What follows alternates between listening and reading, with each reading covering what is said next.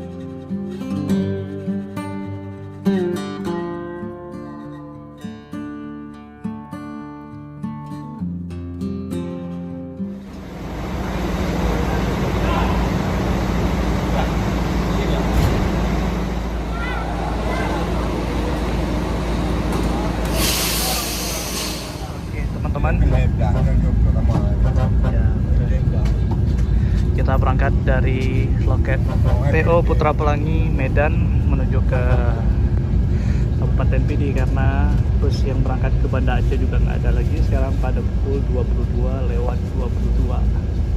Masih pakai PO Putra Pelangi walaupun nggak dapat kursi depan tapi masih bisa lah. Hello, hello, kami datang untuk menghibur Anda penumpang di dalam perjalanan. Maafkan kami mengganggu, kisahku masih tersisa uang 5.000 perjalanan.